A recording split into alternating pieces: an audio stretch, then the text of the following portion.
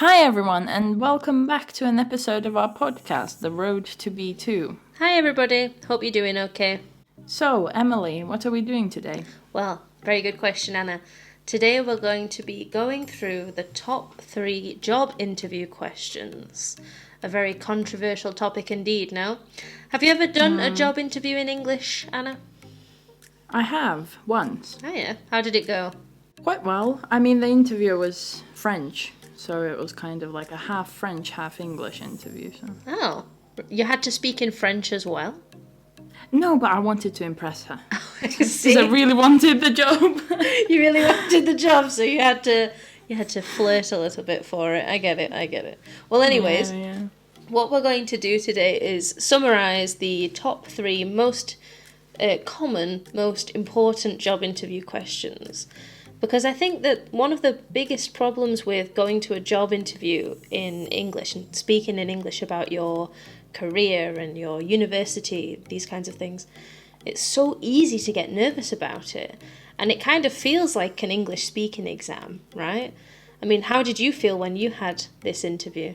Yeah, obviously, since English isn't my native language, I was kind of like nervous about both using the language and the actual interview and getting the job. So it's like a double whammy. Well, somebody in your case, your level of English is absolutely amazing. I mean, Finland, as we've said before, has such a wonderful education system that this is something that not many people get to experience. But for these people that are feeling nervous and feeling really anxious about what they're going to say in their job interview, I hope this episode will be useful for them. So, hey, Anna, why don't you start with the most important question, number 1? Okay, so the first question that we want to talk about is the tell me about yourself question, which usually always gets asked in interviews, in job interviews. It is probably one of the hardest questions to answer because it's quite hard to talk about yourself, right? It's absolutely impossible. Like, I'm just thinking about it now, and I'm thinking if somebody approached me now and said, tell me about yourself, Emily, I would have absolutely no idea what to say. It's really hard. Yeah, because there are so many like different aspects about your personality and your education background and your just experience working and everything. It's really hard to just combine that because you don't have like an hour to talk about yourself. You have to sort of summarize your personality and everything. Yeah, absolutely. I mean, can you summarize yourself in 1 hour, though? I mean, for me, I think I could maybe summarize myself in about a second and be like, video games. That's my one thing that I can think about. But that's very common for people when somebody says, tell me about yourself. You think of maybe your hobbies or your interests. Whereas in a job interview, this isn't something that is so important, right? It's not as essential. What do you think? Yeah, definitely. It's more about the education. It's more about the job experience. It's more about all of that. But I feel like you also can't be too official and dry. I guess it always depends on what you're applying for, what sort of job it is.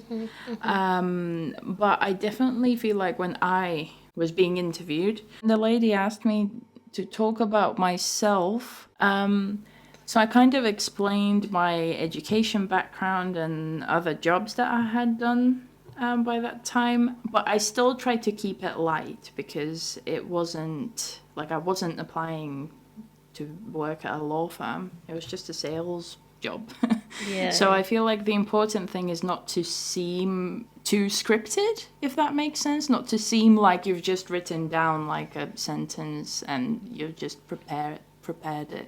Yeah, absolutely. If you immediately respond with, hello, my name is Emily, I have 8 years of experience as a teacher, this sounds, 100% prepared. I think it's good to prepare the basics. So some of the things that I would say if you said, tell me about yourself, would be my experience as an English teacher, where I got my experience, maybe in academies, all of these different things, private schools, public schools, private classes, I would say how long I have been doing these specified roles. I would also talk about my university experience, where I studied, how long I studied for, if I did a master's. So for some people, these masters are so important. For example, in Spain, it's almost like you can't get a job without getting a master's. It's crazy. So it's really important to mention these things. And when you're explaining, to show that you're proud of them by smiling, being happy and enjoying the interview, right? So many people, when I say to my students, tell me about yourself as a practice, they always just go for the most technical things. You said before that avoiding being scripted is important, but what is also important is to try and be as sort of relaxed as physically possible, because when you are so technical and you say, I have worked in this sector and I only want to use technical vocabulary, this could work if you are an engineer, because some people want to hear technical vocabulary in these cases. But if you have just moved to England, for instance, and you want to get a job in retail, or you found a shop that you're going to work for while you study, they care more about little bits of experience, maybe your personality traits as well. Talking about being a very focused person who's excited to learn new things. These words may seem really basic, but they're so effective, right? Yeah, definitely. And I also think that it's okay to be nervous because it's a job interview, but I also think that if you can show that you can be relaxed in that situation, you're more likely to be hired for the job because they can see that you can kind of handle these situations, I guess. Yeah. So not to stress too much about it. Because it's also okay if you can't just say everything like super quickly, super fast, like this. It's okay to go, well, and then like continue, I think. Yeah, absolutely. To sound natural. I mean, look at the way we talk. This is pretty natural.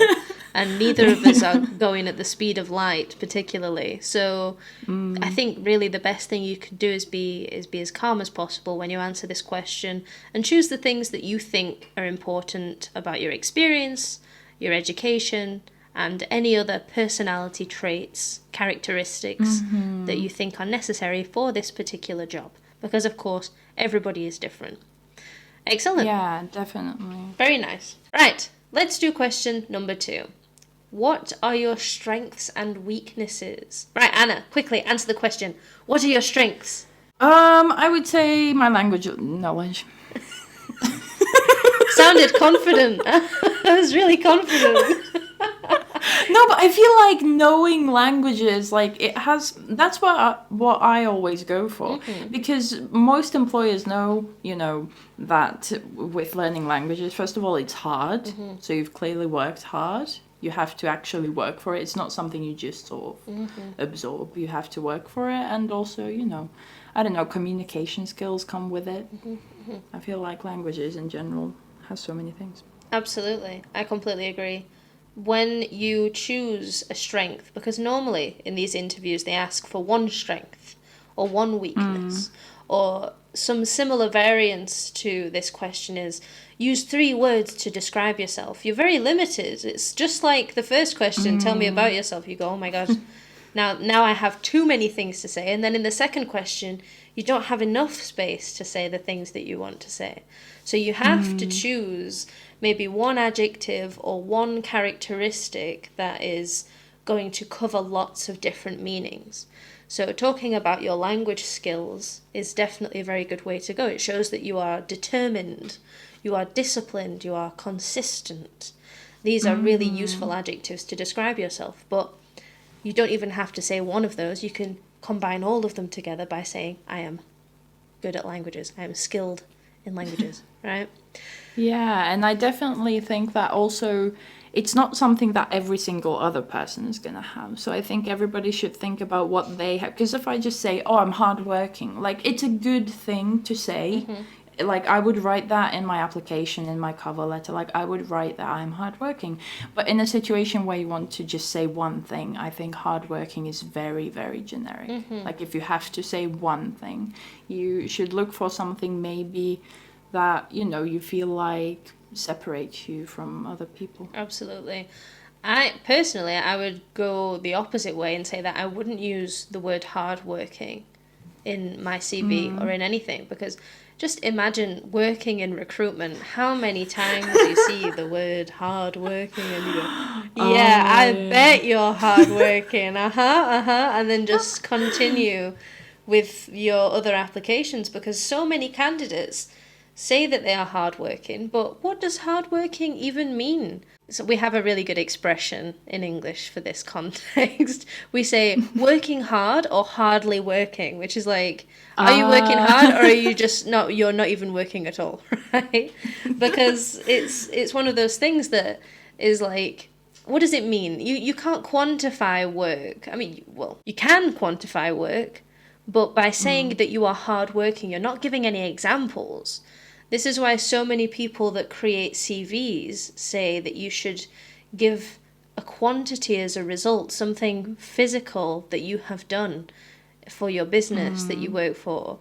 For example, I have more than 100 five-star reviews from my clients, or I have increased the sales of my business by 30% since I arrived to the company. These are easily quantifiable. The person who is reviewing your CV can be like, oh, yeah, that's a thing that I can check with somebody else to see if that's true.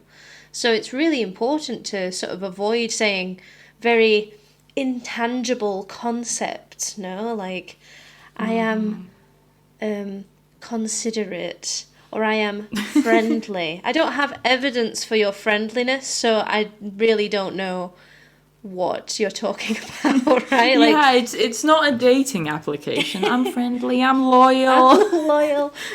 These kinds of things. It's ridiculous. So many people, it's okay to say these things, because being friendly implies that you are good at working in a team. So if that adjective has an implication that is good for the business, then it's definitely worth mentioning. But there's so many people that just put things like, I'm social, I am outgoing, and like, okay, outgoing is definitely better than social. But if you talk about being social in a team doesn't sound like a good thing to me. If I were a boss and my candidate said I am social, I would think, okay, you can work in a team, but in the team, you're going to be the one that is messing around, the one that is just having fun with other people rather than doing what I want you to do in my business, right? It's going to be one of those situations where social ultimately is not the best thing to say, I don't think. So, yeah, no, not in a job interview. Not at all. application. So let's talk about some adjectives that are good to say, because there's a lot of mistakes that people can make, but there's also plenty of really useful adjectives. I think my favorite is approachable. Approachable. Because how many things can you get out of the word approachable? If I am approachable, it normally has this indication that people, when they have a problem, they come to me because I am the problem solver. Or maybe I'm not necessarily solving problems, but people come to me when they are sad because I know what to do to make them feel better. I'm a good listener, right? I'm empathic. I can deal with other people's problems. I'm also good at working in a team. I'm responsible because when people feel like they have issues, they come to me. This meaning, this word is so good. I use it all the time. I think it's great. I love approachable.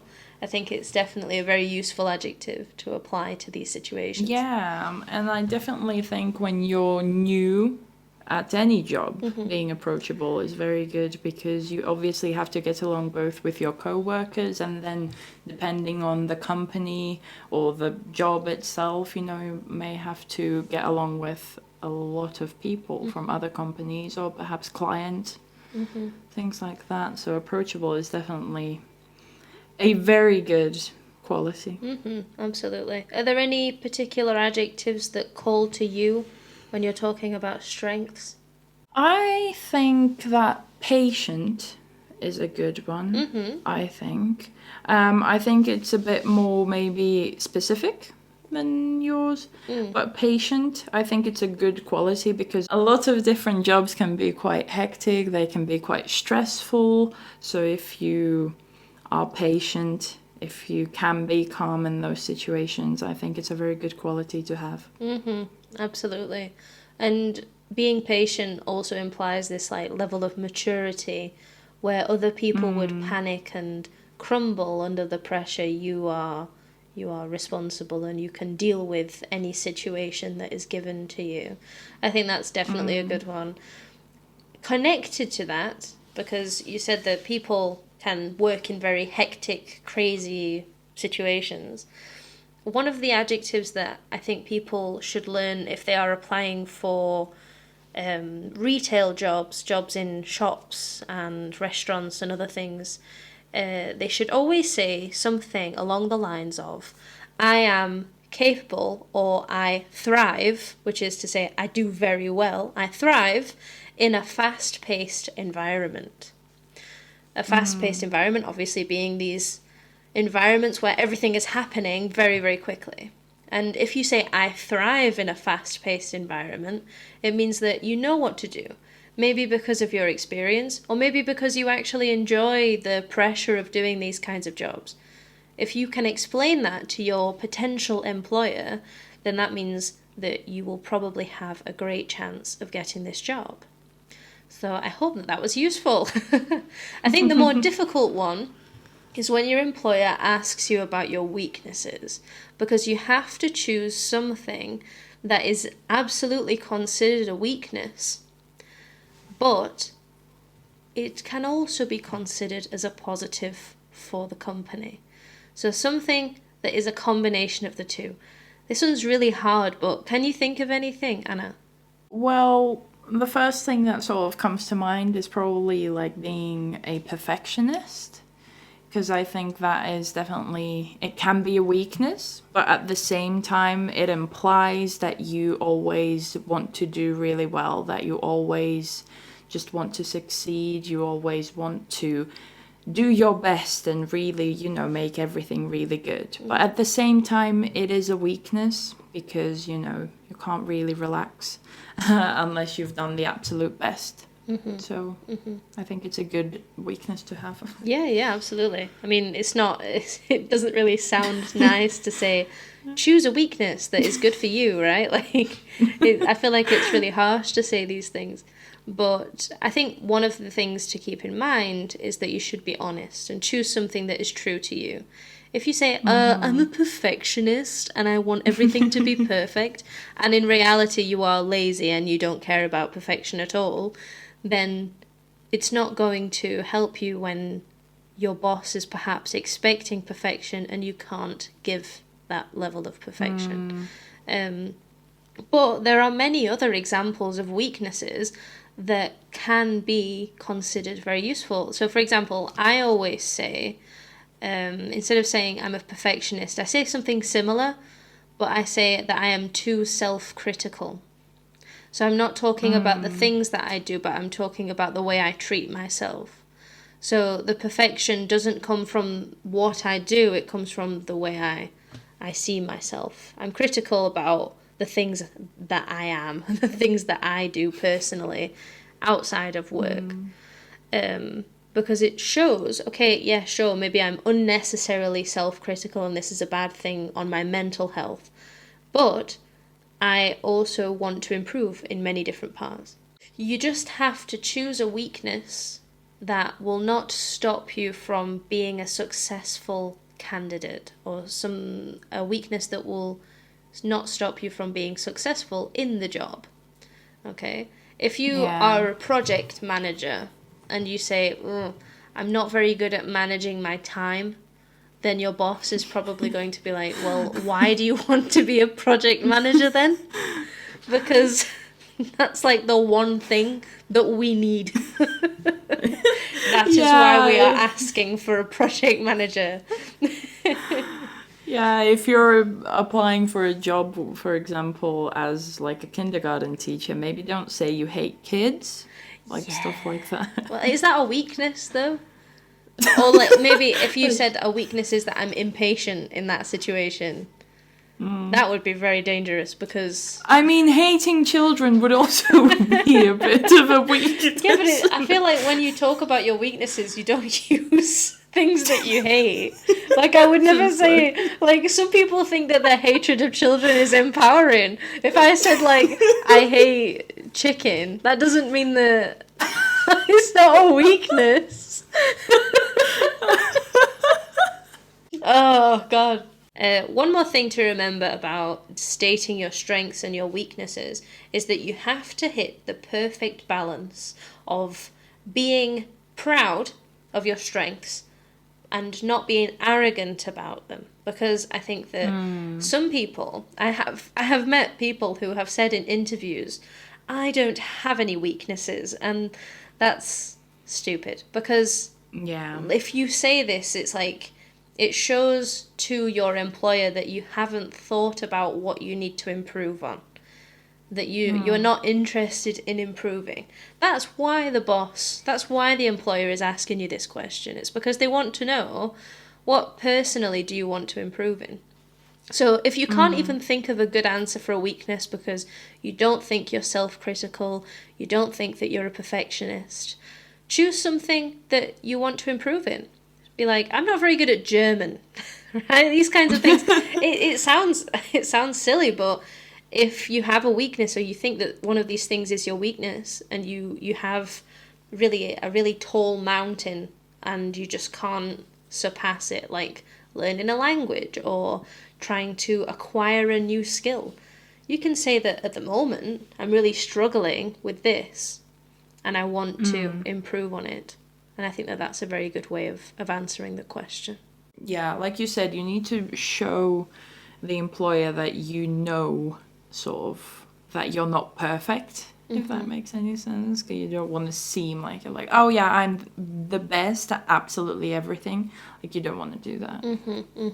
I think that would be a dangerous game to play. Regardless of what you think is your personal strength or weakness, if you are listening with YouTube right now, you will see some adjectives on the screen that are the best examples that Anna and I could think of correct strengths or weaknesses that you can use in your job interview. Choose the ones that apply to you. If you're listening on Spotify, sorry, no, just kidding. If you're listening on Spotify, have a look on the YouTube channel. All right, let's go to the last question then. Anna, take it away. Okay, so the first question was about experience and sort of like your past. The second question was more about what you are now, your strengths and weaknesses.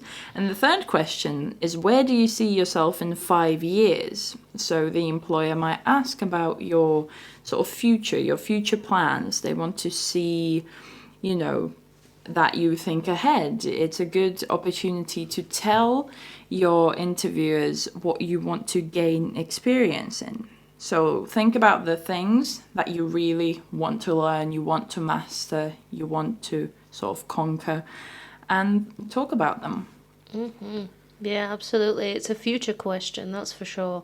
And it's difficult, I think, because what you want to say is, well, hopefully in 5 years I will be a millionaire and I'll have 20 cats in a big house and it will just be great. But I think actually I'm saying that because when I finished secondary school, we had a yearbook. Everybody had to put a picture and a description of themselves in their yearbook. And one of the questions that we had to answer was, where do you see yourself in 5 years? And one of my friends said that he saw himself married to an extremely rich woman. I thought, yep, yeah, absolutely. Because that's what you want to say. I don't know. Yeah. It's 5 years. It's a mystery. I don't know. So, you know, I think it is a very difficult question to answer. But I always think the best way of answering it is by talking about the things that you want to acquire, the responsibilities you want to acquire. You can talk about how you want to maybe do other things with your career, but perhaps your boss wouldn't be very happy at the fact that you're talking about going to a different company, even though you're in an interview for a company that you're not even working in yet, right? So you have to try to prepare. Yeah, I think honestly, you obviously different people have different opinions, but I would personally maybe avoid talking about specifics about like your job Mm-hmm. in general because there's always like the possibility that you might end up talking about something that hasn't got anything to do with the company that you're applying to, which is Mm. always a bit meh. And also the other possibility that you'll end up talking about maybe your interviewer's job, sort of, like getting to the interviewer's level in a way. I don't know. I think it would be slightly weird. Like in 5 years, I would like to have your job. I think it would be a That's bit very odd. intimidating. Like, I would really think about like the responsibilities, that you sort of might have, Mm-hmm. like you said, increasing responsibilities and things you want to achieve. But maybe like in other areas, if that makes any sense. Yeah, I mean, I don't think that there's anything wrong with being general. So, okay, if if I said in a job interview, I'm gonna replace you, and I'm gonna become the interviewer, that is very intimidating. Don't say that. That's bad. But Yeah. what you could say instead is that I would like to be responsible for a team. If that's something that you have to do in the future, I would like to have my own team, perhaps, or improve my skills in management, or just sort of slightly mention these higher roles without being extremely specific, just to say that you have this interest in maybe showing more leadership or showing more management skills or taking on extra responsibilities, taking extra courses. This is something that is so common in businesses now that they make you do additional courses. Some of my friends that are English teachers go to businesses to do courses in English with them, to teach them business English, for example. You can always mention things like, I want to improve in my language skills. I know we've literally answered every single question in this podcast with, I want to improve my language skills, but It's a it's good so one. applicable. Yeah, it's so useful for everything. Yeah. I mean, some of my students have done, for instance, they've gotten the B2 exam, and when they are asked this question, they think, oh, I don't know what else to say because I achieved my B2 and that's it. I don't need to do anything else. But you can Yeah. always say that you are still studying English, right? That you have the intention to continue to learn new things in the language. Doesn't have to be English. Japanese, Chinese, German, Spanish. It doesn't matter what it is. You can basically Yeah. talk about anything personal to yourself that you want to be better at as well.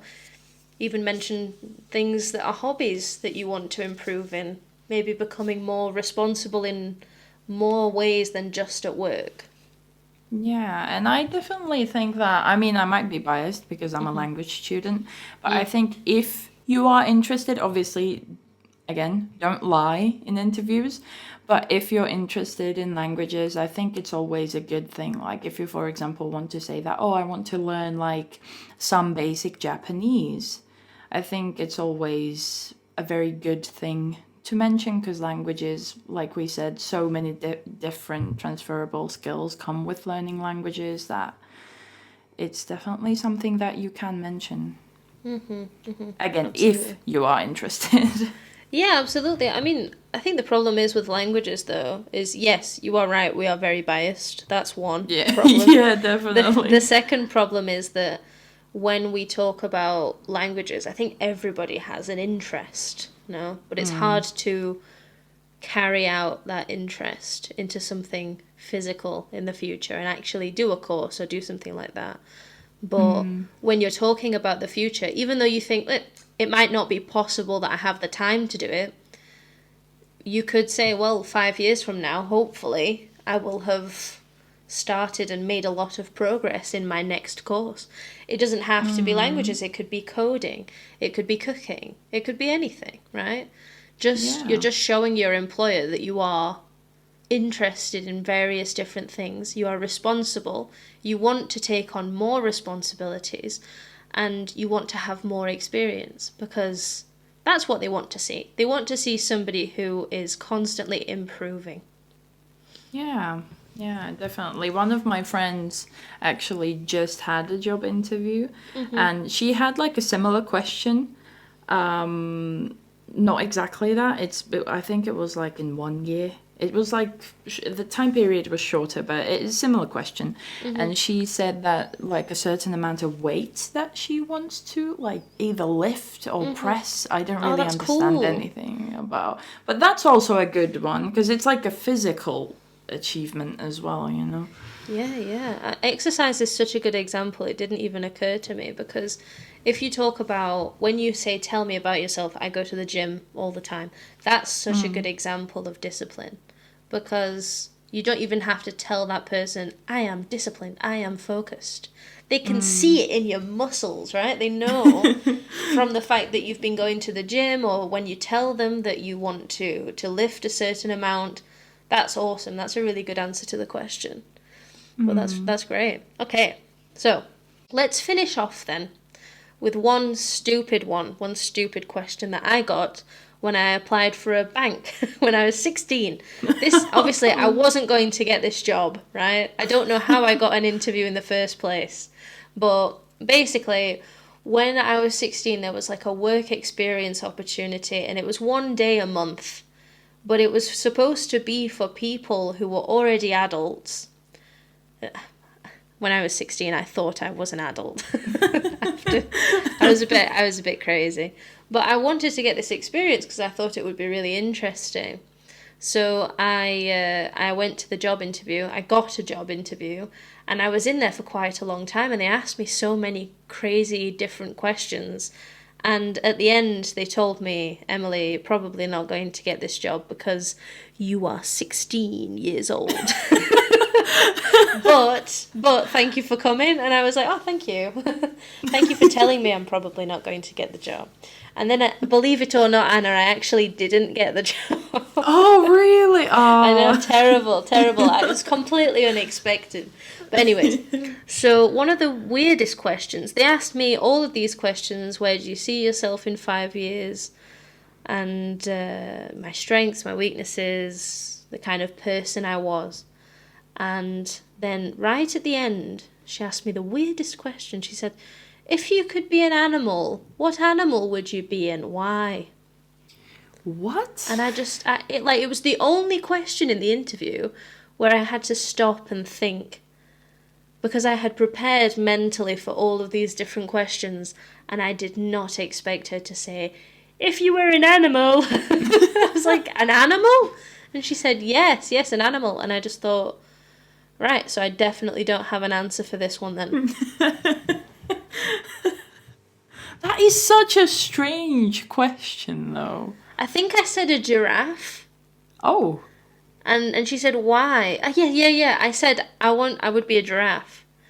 And she said, why? And I said, because I just thought I'm very short and I thought it would be really cool to see things the way giraffes see them from such a high height. I don't know if that is a metaphor. I don't know if that was any correct answer. I think she was just asking me this question as kind of like a joke to kind of break the ice, make me feel a little bit more comfortable. But that kind of thing. Can you think of anything that you might say, Anna?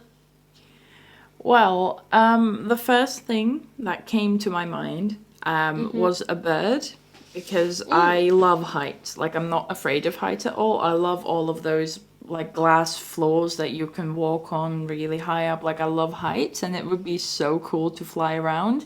But then I thought, would that be a metaphor for like wanting to be free and not maybe like controlled by someone like you would be by your employers? Wow, that is so deep. I don't think that.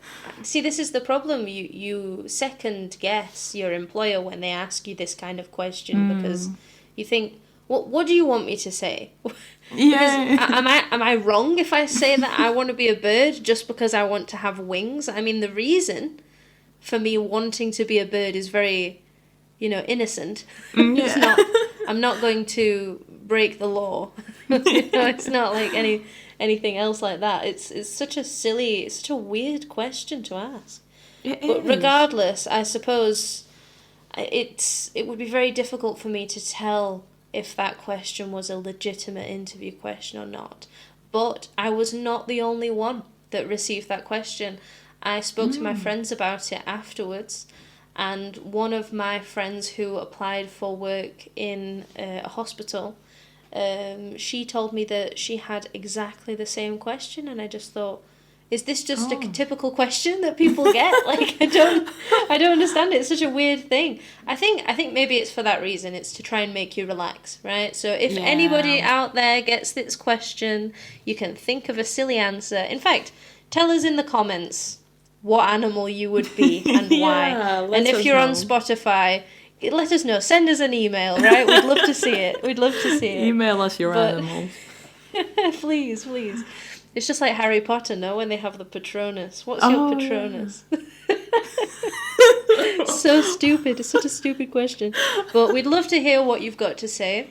And remember, when you're doing a job interview in English, it's very probable that your employer already knows that you're not from England or the United States or any English-speaking country.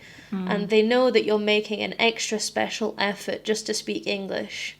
It's a shame that nowadays so many countries demand English in job interviews to do certain jobs, because it puts so much pressure on people, and they think that if they get this job interview wrong that it's going to be the end of the world. But some of my students didn't get jobs until they did a few job interviews in English, because it's good practice. Think of it as a free English class, right? Yeah. It's great. So you don't have to worry about it too much. If you don't get that job in that particular instance, don't let it ruin your life. Just come back to it, try and prepare some answers, but don't take it too seriously. Definitely. And if you forget a word here and there, it's not the end of the world, because even native speakers forget words all the time. Absolutely. Look at us. We're trying to get through 20 minutes of this podcast, and neither of us can say a full sentence. Exactly. So, and this isn't even a job interview, and I'm still making mistakes. This is something that I think so many academies and so many, like Cambridge is a big problem, a big proponent of this. That there is no such thing as an imperfect English where there's a few mistakes. No, everything has to be perfect. No. Natural conversational English is all full of mistakes, just full of it. So there's no perfect way. And before we continue for too long talking about things like this, we'll save it for another episode. Exactly. But that's a good episode idea, actually. It is a good episode idea. We'll come back to this. Yes. But the most important thing, everybody, is to just not take it too seriously and enjoy it. Consider it a free English class and go with the flow, right? Yes, exactly. Because at the end of the day, it's not about the English, it's about the job. If you think you're qualified, if you think you can have the job, then it's more about that at the end of the day. Absolutely. If you believe in yourself, you can do absolutely anything, right? Yes. Not to get too emotional, but it is true. It's true. All right, guys. Excellent stuff. So we hope that you enjoyed, and we'll see you later, all right? Yeah, thank you all for listening. See you later. Bye-bye. See you. Bye. Thank you so much for watching. Please leave a comment below if you have any questions related to the topic, and we will try our best to respond to you. Please subscribe to the channel for a new podcast episode every Saturday, as well as essential tips during the week. See you next time!